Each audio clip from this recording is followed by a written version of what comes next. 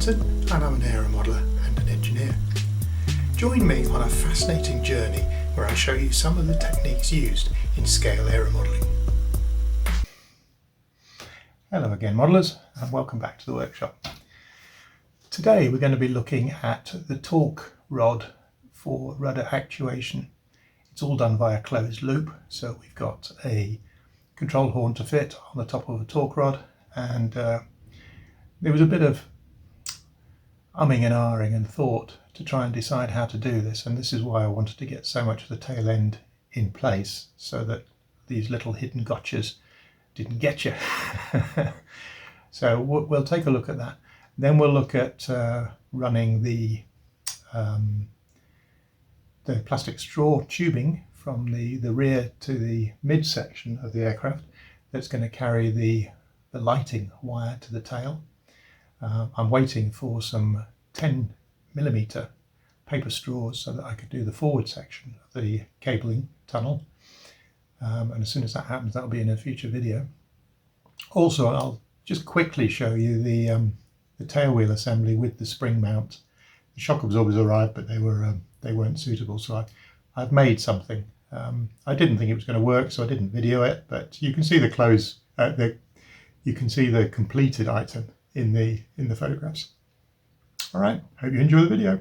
Well, we're back in the workshop again, and we're still faffing around with the tail end of this Chipmunk. You wouldn't believe we've barely got it framed up and we're already bogged down in details of tail wheels and stuff like that. But we are, never mind. Anyway, the tegulars are out again. We're silver soldering yet again. I've done so much silver soldering that this canister is nearly empty. So we'll be getting some more of that soon. Right, you're with the routine now. I've got some silver solder flux, drop of water, paintbrush for stirring it. These are the little areas, as you probably gathered from the last video, where I mix my flux. And what I'm going to try this time is I've got, you can see them, two little tiny pieces of flux silver solder rod. What I'm going to do, I'm going to place them next to the joint and then heat it rather than bringing the rod into the work. I'm just going to try it just to see if it works. Okay, so onwards.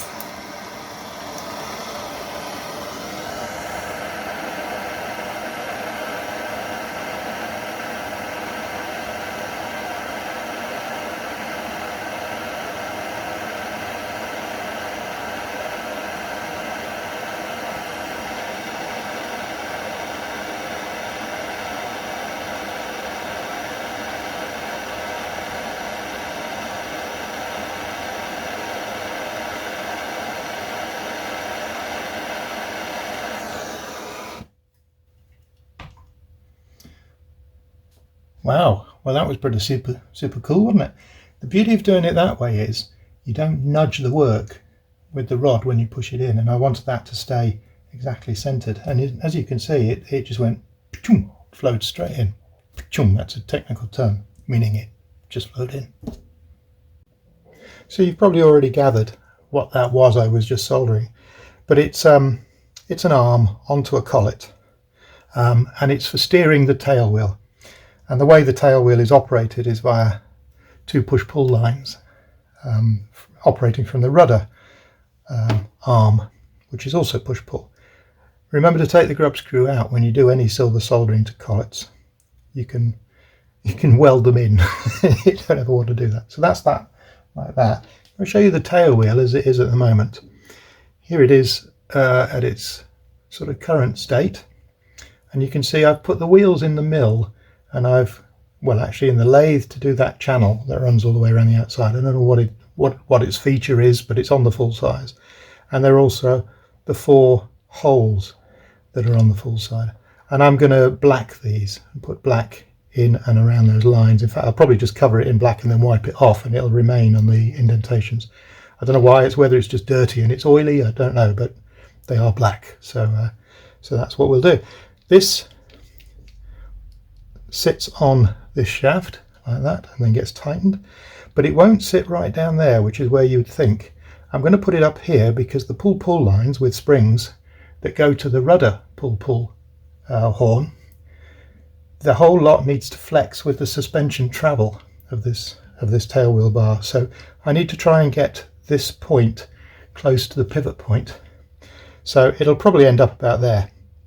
So what I'm going to do is put a rod between there and there to stop the whole lot moving. Probably just a piece of aluminium tube. Okay. Now I imagine many of you engineers out there are going to look at this and love what I've done here. I've taken 2 pieces of brass tube and I've machined 2 aluminium collars. The centre hole of this one is the size of the small brass tube. The centre hole of that one is the size of a large brass tube. The 2 ends are flattened and drilled for screws, and then between the two, the 2 little collars at either end, the inner set diameter is exactly the diameter of the spring. In fact, it's a little bit bigger, so the spring has to be forced over it and sits on it quite snugly. I've yet to figure out how I'm going to attach the springs to these collets, because they must attach. I may just put a bead of epoxy right around the whole spring and collar to fix them, but I can't do that until I've decided what spring rate I need. It may be that I've got to make new springs of a higher density. These take probably a good pound to push down, but I've no idea what the tail weight on a Chipmunk is going to be. So you like that? I do. I think it's lovely. Engineering is great, isn't it? My only worry is that this whole lot might be a little bit too lightweight and not really strong enough to withstand the the rigours of a quarter scale model. But to be honest, a Chipmunk is a nice docile aircraft to fly, and if you can't land a Chipmunk, then really well, there's no hope for you, is there really? But saying that, heavy crosswind, bumpy runway, we'll see. So that's going to go on like that, right the way down to there, and then this, the horn will be about here. So this needs to be a fair way down. So somewhere around there, I think. Okay, and you can spot my deliberate mistake. I forgot to put the tube on there. But I'll do that next.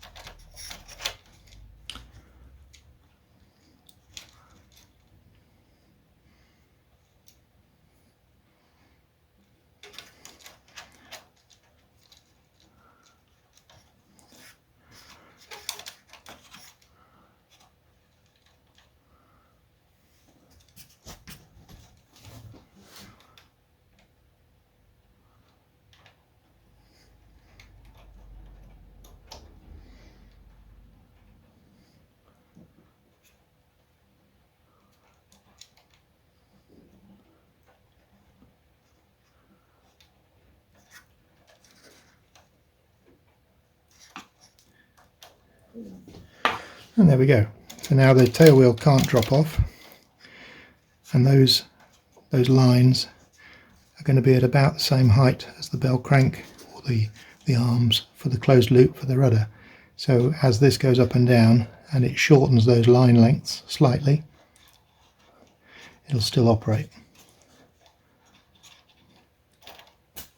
Like that, I do. The next thing to look at is probably going to be the rudder arm and the whole post assembly with the 90 degree at the other end, but I won't do the 90 degree bend until we're finished. So that probably means taking a lot of this back out again, but it's only these two screws, and this and this will slide apart, so you don't have to take that out at all. So there we go. In fact, I'll show you.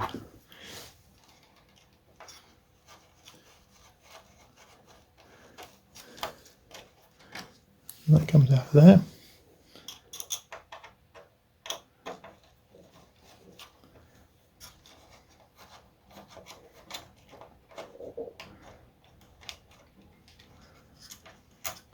That comes out of there. And then the suspension unit just slides apart like that. So what we have here is we have my trusty Stanley Kubricks, and it's shining my crosshairs onto the rudder actuation post. Now what I've done is that I'm sleeving the wooden blocks, and I'm adding 2 hardwood wooden blocks. So let's have a look and you'll see what I mean. So I'm adding these 2 hardwood wooden blocks to that bulkhead, and I'm sleeving it with this brass tube. Not that long, obviously, but I shall cut it flush with the blocks. But what is important is that that tube is vertical, which it is. Okay.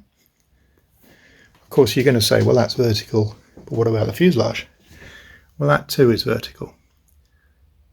So what you're seeing there is a spirit level, electronic spirit level, and that is my reference bulkhead, that at the top of that. It also, whenever I put it on any of the other side-to-side beams as well, it gives me 0 degrees, so it's good. The back end, when I put it on the back end, it's 0.1, so something's slightly out, but 0.1's nothing. I'm not going to worry about it. Well, it is to me. I don't think it's going to be too important. So there we go. That's what I'm going to do is put some epoxy onto those wooden blocks, put them back in again, and then set this all up again and let that dry, and then we can cut the tubing to the right length. Slight change of plan. I decided that if I actually glue these blocks in and use this tube to hold it level, I might not be able to get the tube out. But then I thought, I can actually cut the tube in situ, but it's going to be difficult. So what I thought I'd do is I'll cut the tube to the right length, fit it to the blocks with the epoxy and everything else, but then I'll slide this tube into the brass tube to get my vertical datum. So I'm just going to cut this piano wire. This is quite thick stuff, so I'm going to use this thing. So cover your ears.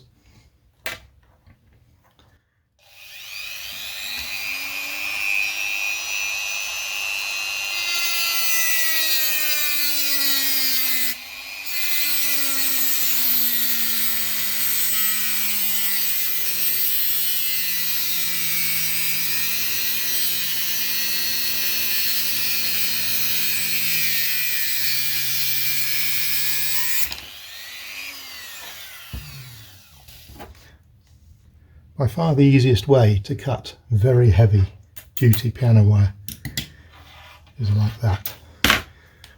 Don't go getting cutters and stuff like this. It distorts the metal, bends everything. Ugh.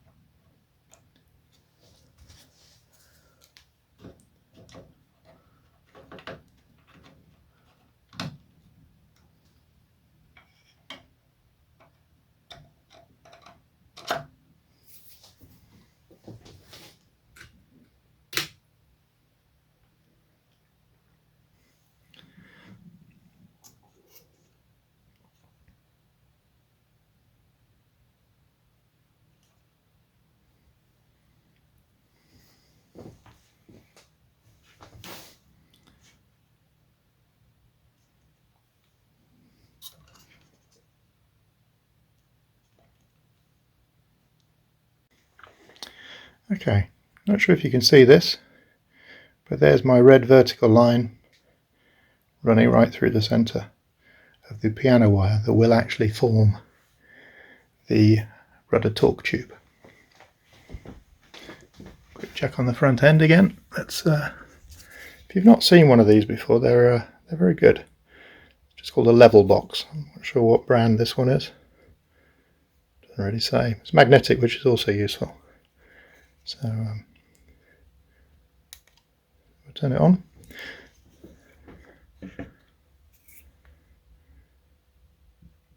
course, now it's not going to 0, which it was earlier. Bit of a nuisance.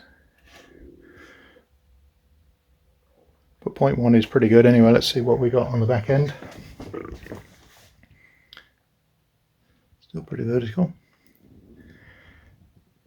I think that's probably going to be fine. Anyway, so we just let that epoxy dry and then we should be able to pull that rod out. In fact, I might be able to put it out now, but it's good to have it there. You can keep checking it as the epoxy dries.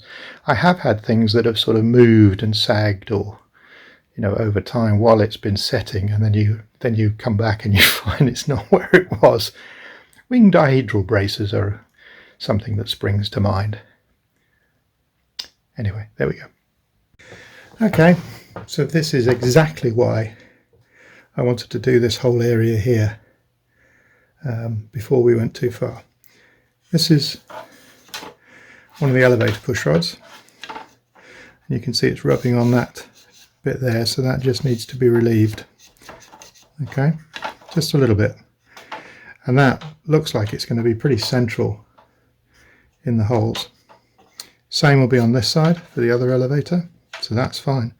We know the tail wheel's fine, and we know the linkage to the shock absorber or spring is fine, so we're good. So now we've got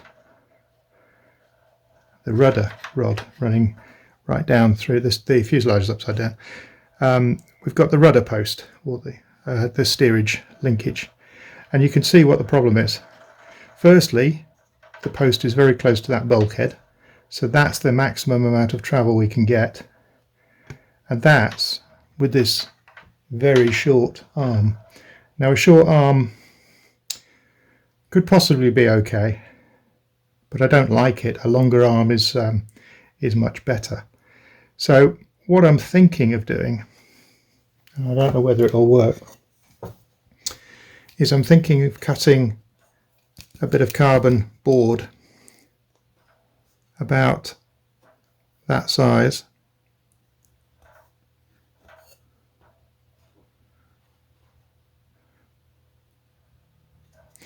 and laying it on top of that one to make it longer, with a couple of screws here to attach the arm to the brass bit. Or I could take the brass bit off and find another piece of brass that's bigger, longer, whichever. But I'm quite tempted to use a carbon plate on top. It's not going to get as much distance. The other thing we could try is if we bring the push rod up. If you remember, the arm from here tends to go up, and that comes down, so we can come right up to, say, here if we really wanted to. So what we could do then is we could make the arm quite a bit longer, say to here and here, and make fresh holes just there. Do you see what I mean? But the amount of travel we get will be reduced as opposed to that. But that travel will be much more controlled.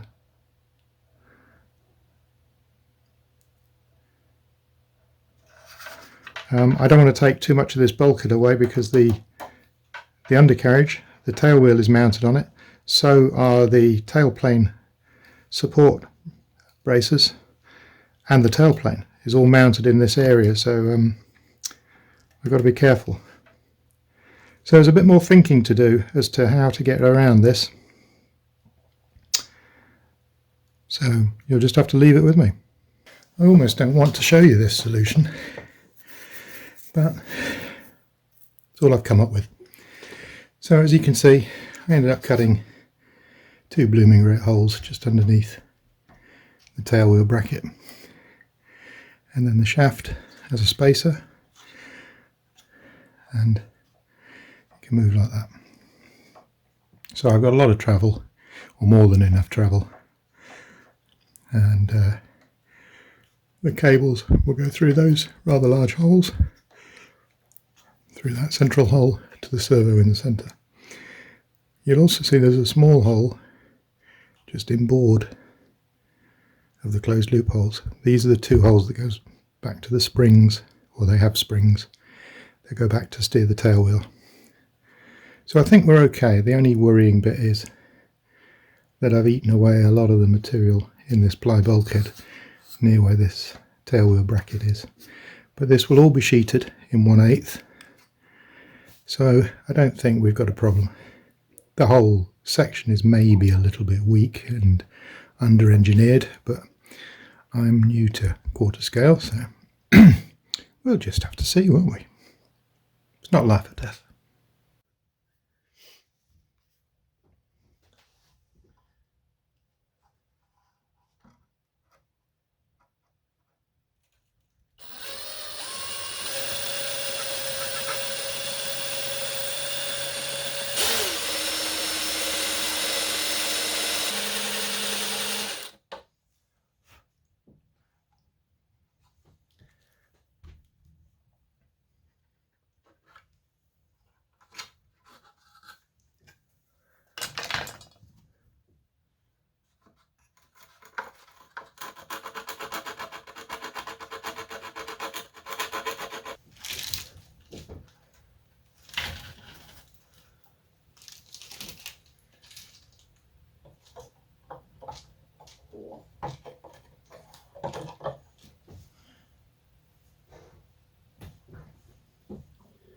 So the idea is that I'm going to drill 10mm holes from the servo tray area right the way through forward, and you've just seen how I've put a backing piece of ply on the back, and I'm using one of these Forstner bits, 10mm Forstner bit. It's producing a reasonably good hole which I just tidy up.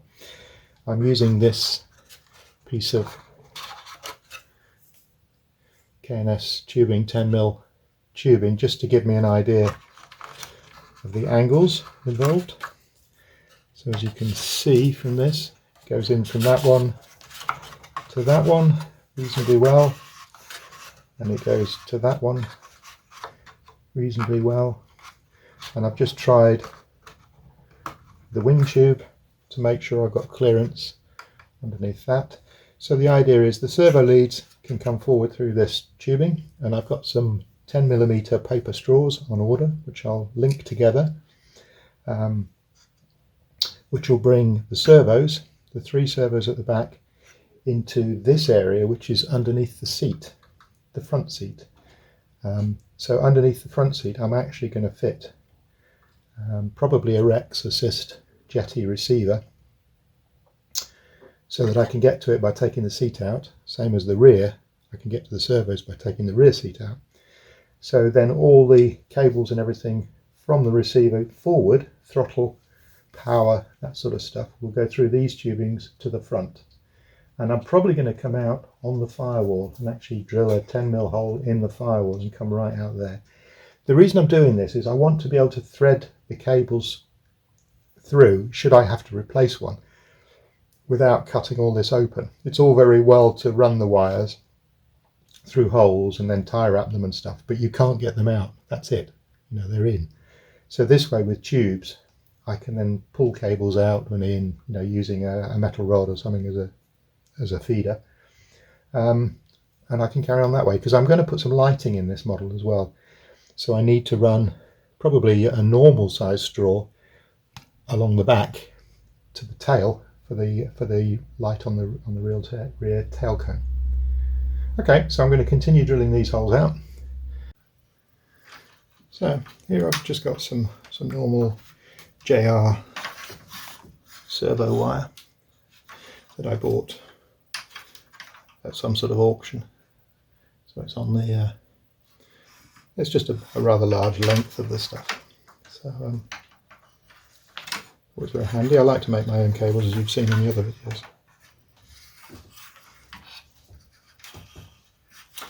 Right, so that hopefully is long enough to go from there. A bit of overhang to there. That's more than enough, because I think the light unit is probably going to be in the receiver bay, so that's more than enough. So I'm just going to thread it through this straw first, because I haven't got the tubing for the other bit yet.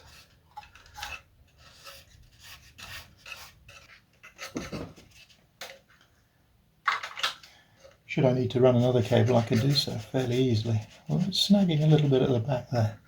I'm not sure what on, because there isn't a joint just there. There's a bit of a bend, but I don't want to have to run a rod through. There we go.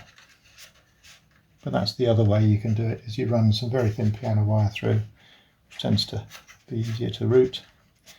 Just tape the wire to the end of the piano wire, and away you go. I thought that was going to beat us then. It's just catching a little bit. There we go. Well, I hope you enjoyed the video. Some interesting problems to surmount in that one. So, if you enjoyed it, click like and subscribe, and I'll see you on the next one.